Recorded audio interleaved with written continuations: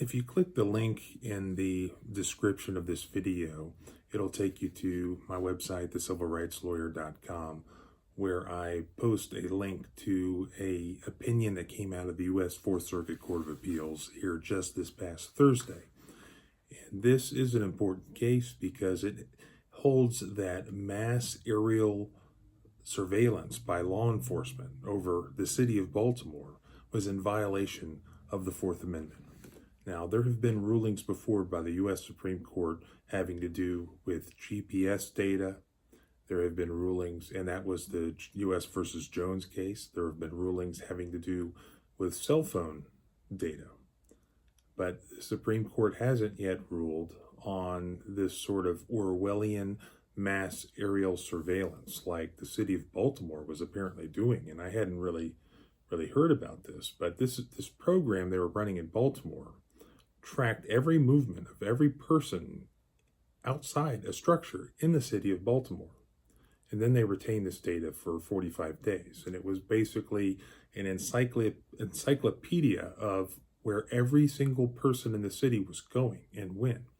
And then if for some reason within 6 weeks after that date, they wanted to go back and look at somebody's whereabouts, they could track that person and anywhere that person went or anyone they met with, retrace that person's whereabouts, and they would be able to recover information that previously, before this technology was available, was not available to law enforcement.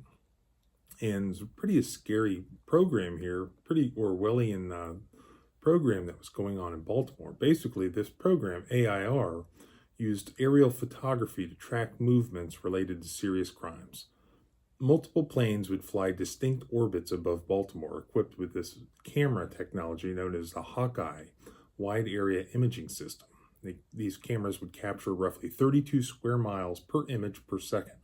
These planes would fly 40 hours a week, obtaining an estimated 12 hours of coverage of around 90% of the city each day, weather permitting. It would only do it during daylight hours, and arbitrarily, it limited the photographic resolution to 1 pixel per person or vehicle, but that wasn't a limitation of the technology. So they could do better. So in other words, a single AIR image captured once per second includes around 32 square miles of Baltimore and can be magnified to a point where people and cars are individually visible, but only as blurred dots or blobs. But the technology is even better than that. Then these planes would transmit those photographs to ground stations where contractors would use that data to track individuals and vehicles from a crime scene and extract information to assist the police department in investigating what they deemed to be target crimes. So that's the technology that was before the court. And the issue is not whether they can do it, but whether a warrant is required before they do so. And the court held that it was. And this is under the Fourth Amendment. The Fourth Amendment safeguards the right of people to be secure in their persons, houses, papers, and effects against unreasonable searches and seizures. This is to safeguard the privacy and security of individuals against arbitrary invasions by government officials. So from the very beginning of our founding fathers didn't want the type of things to happen that the British were engaging in with these general warrants where they could enter into your house and just look for general evidence of crime. And that's sort of like what they're doing here is they're just investigating everybody generally looking for evidence of crime. And it's not based on a warrant obtained on probable cause on one particular suspect or one particular individual. Now, there was a U.S. Supreme Court case, Carpenter, that had to do with cell site location information, basically the cell phone ping information. And the Carpenter case applied our founding principles in the Fourth Amendment to this new technology, and that was the ability to chronicle a person's past movements using the record of their cell phone signals. The court concluded in the Carpenter case that this new technology invades the reasonable expectations of privacy that we have. And therefore, to access that CSLI information, that was a Fourth Amendment search, and therefore they needed to have a warrant to do it. So that was the Carpenter case. And the touchstone of that case was that we had a reasonable expectation of privacy in our location, in our movement. A tracking beeper on a suspect's car, which using radio technology and required police to follow along, was not a search. That was from the Knotts case in 1983. So the beeper only augmented to a permissible degree warrantless capabilities the police had even before that technology. Now later in U.S. versus Jones, technology increased even more with the GPS technology. So police used GPS tracking devices to remotely monitor and record vehicles' movement over the course of 28 days. 5 Supreme Court justices agreed at that time that longer-term GPS monitoring impinges on expectations of privacy. So based on the traditional surveillance capacity in the pre-computer age, the justices reasoned that society's expectation, again, a reasonable expectation of privacy, how do you define that? Police would not, the expectation was in the pre-technology age that police would not secretly monitor and catalog every single movement of an individual's car for such a long period. Now, despite what you might hear, a person doesn't surrender all their Fourth Amendment protections when they go outside their home. And a cell phone's location over time can provide an all-encompassing record of a person's whereabouts and at some point can cross a line. So you have a deep repository of historical location information that opens an intimate window into a person's life. So that's how the court was reasoning that why you needed a warrant and why it was unreasonable to gather that information about somebody without a warrant, because it was just a long period of time and was, somewhat personal information because it showed where you went over that period of time. And in fact, some information that revealing not only their particular movements, but through movement information, you would find out a person's familial, political, professional, religious, and sexual associations. So that was all the reasoning of the court in the Jones case. Now, the later form of surveillance invades the reasonable expectation of privacy that individuals have in the whole of their movements and therefore requires a warrant. So the court here, the Fourth Circuit here, applied the same sort of reasoning that was in the GPS monitoring case and Jones to the AIR program. So the AIR program tracks every movement of every person that's outside in Baltimore.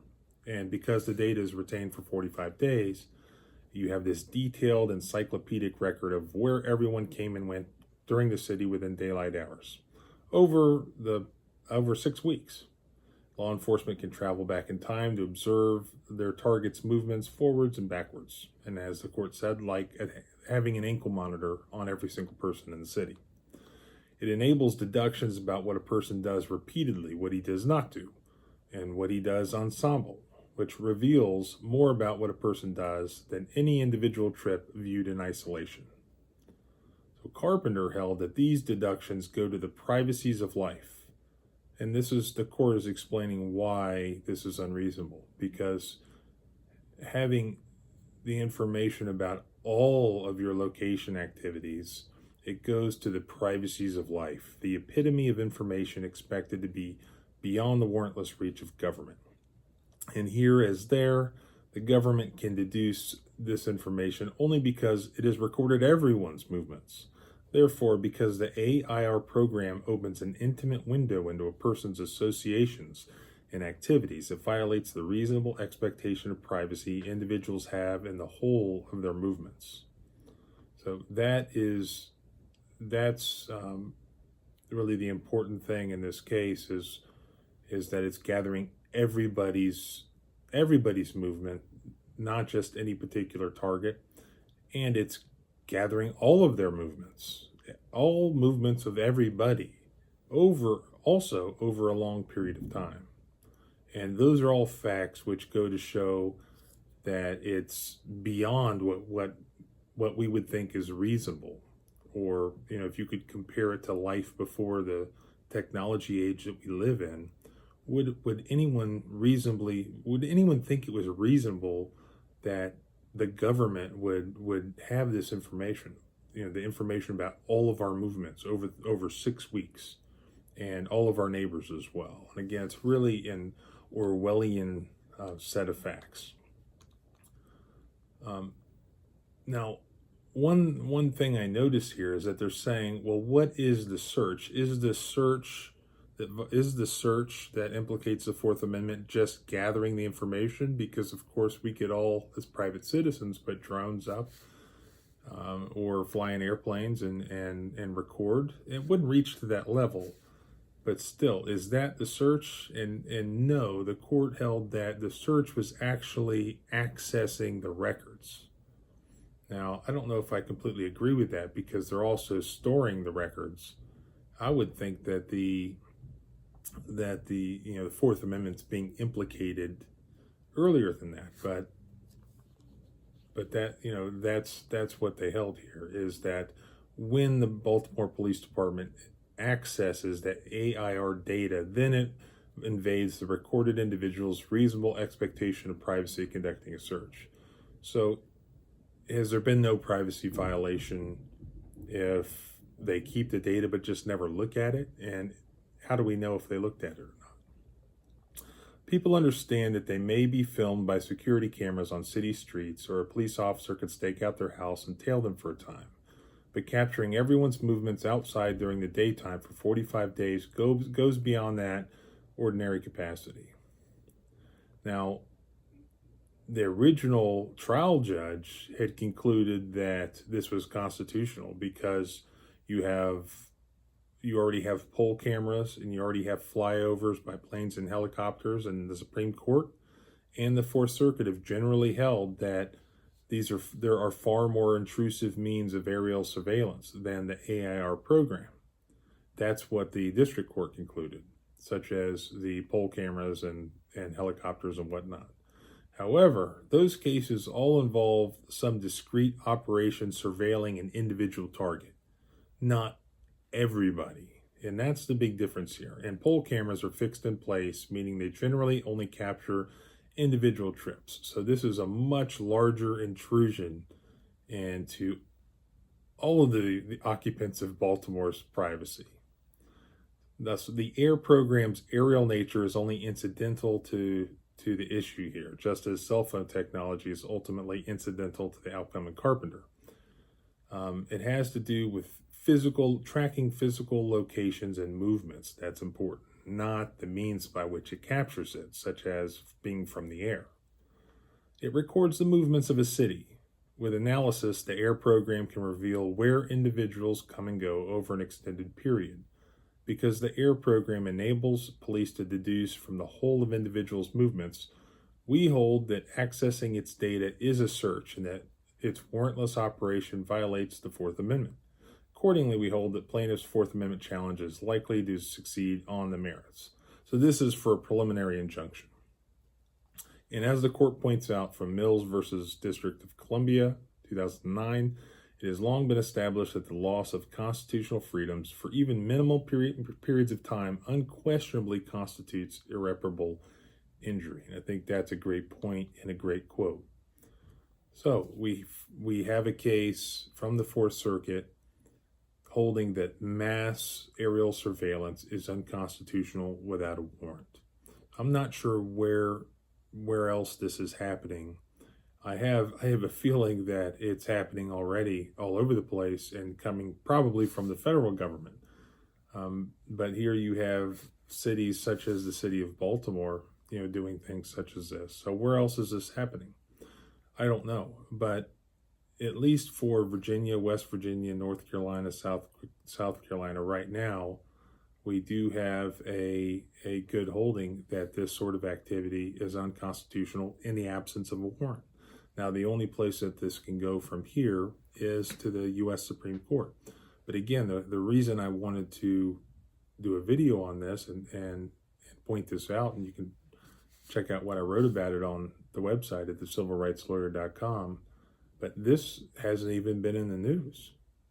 I'm not sure anyone even really knows about this yet. So read the opinion and stay tuned. We'll see where this goes from here.